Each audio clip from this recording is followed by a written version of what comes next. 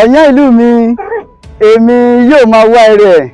Ẹ káàbọ̀ sí iléeṣẹ́ Gàrí tó gún wà ní agboolé Òǹtò ní òkè Ọ̀yán ní ìlú Ọ̀yán. Gẹ́gẹ́ bí ẹ ti ṣe mọ̀ pé kékeré Ọ̀yán akínni, àwọn àgbọ̀yán àwọn lọ̀mọ̀ràn. Èyí ò lè jẹ́ ọmọ ìlú Ọ̀yán kó má gbọ́n dénú. Yes, nígbà tí àwọn bàbá wa àti àwọn ẹ̀gbọ́n wa lọ́kùnrin tí wọ́n ṣiṣẹ́ lórí oko, tí wọ́n múra tán mójútó iṣẹ́ ọ̀gbìn. Bẹ́ẹ̀ gẹ́gẹ́ ni àwọn màmá wa àti àwọn ẹ̀gbọ́n wa lóbìnrin ni wọ́n ń ṣakitiyan láti rí pé àwọn ohun ọ̀gbìn yìí wọ́n tún lò fún tó tún máa jẹ́ ohun jíjẹ fún wa. Lára àwọn tí wọ́n fi ohun ọ̀gbìn yìí ṣe ní ìlú Ọ̀yán náà mọ̀ sí gàrí, èyí tí wọ́n fi ẹ̀gẹ́ tí àwọn ọ̀pọ̀lọpọ̀ tó ń pè ní pákí ṣe. Yes, níbi tí wọ́n ti ṣe gàrí yìí ni a wà ní ìlú Ọ̀yán lónìí ní agboolé Òǹtò ní ìlú Ọ̀yán. Ọ̀yán ìlú mi, èmi yóò máa wá ire ẹ̀. Ẹ má bá wa wo Ọ̀yán City Online TV fún ìgbélárugẹ àṣà àti ìṣe ìlú Ọ̀yán. Orúkọ mi ò tí ì yí padà, Olúwakáyọ̀dé Adébísí ni mí, tí ọ̀pọ̀lọpọ̀ mọ̀ sí kò rí bẹ́ẹ̀. Ọmọlé Kíárí ni mí ní ìlú Ọ̀yán. Ẹ ṣé tẹ́ ń darapọ̀ mọ́ wa ní gbogbo ìgbà. Ọ̀yán ìlú mi, èmi yóò máa wá ire ẹ̀.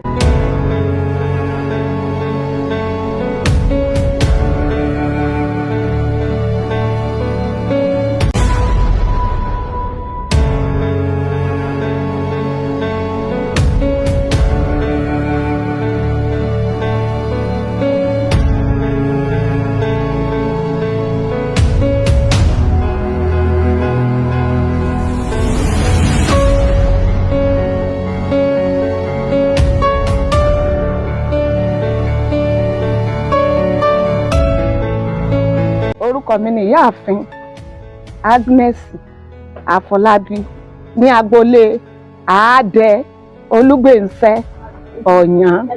Mo jẹ́ ọ̀kan lára àwọn oníṣòwò gàrí tí iléeṣẹ́ wa wà ní agboolé Òǹtò ní òkè Ọ̀yán. Gàrí jẹ́ oúnjẹ kan pàtàkì ní ilẹ̀ káàárọ̀ jíire, pàápàá jùlọ nílùú Ọ̀yán.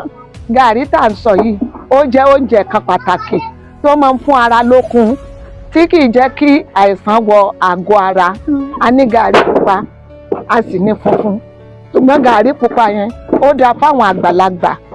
Ṣùgbọ́n àwọn ọmọ kéékèèké kò sí ìtàn lè jẹ nínú méjèèjì. Níbikíbi nílùú Ọ̀yán tẹ́ bá ti béèrè iléeṣẹ́ wọ́n ti ń ṣe gàrí nílé Òǹtò, kò sí ẹni tí kò ní mú idé bẹ̀. Àwọn á lo àsìkò yìí láti rawọ́ ẹ̀bẹ̀ sí ìjọba ìbílẹ̀ Ọ̀yán àti gbogbo ọmọ Ọ̀yán tí Ọlọ́run gbà fún kí wọ́n ràn wá lọ́wọ́ nípa agbada gàrí tá a lè mọ ti ìgbàlódé tá a lè mọ fi yan gàrí pẹ̀lú kànga tí a máa fi pọnmi tá a máa fi fọ àwọn ẹ̀gẹ́ tá a bá bẹ. Nísìnyí tá a bá ṣe tán a ṣẹ̀ṣẹ̀ ń lọ fi orí pọn omi níbi tó jìnnà sí wa, ṣùgbọ́n a rawọ́ ẹ̀bẹ̀ sí ẹ dákun kẹ́ wá bá wa gbẹ́ kànga kẹ̀dẹ̀ ṣe agbada ìgbàlódé fún wa. Ọlọ́run á ràn yín lọ́wọ́. Tí ẹ bá fẹ́ bá wa dòwò pọ̀ tàbí tí ẹ bá fẹ́ ràn wá lọ́wọ́ nípa ètò iléeṣẹ́ wa yìí, ẹ lè pè wá sórí aago yìí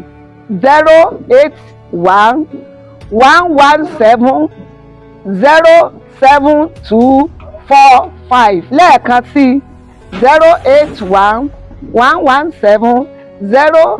081-117-07245.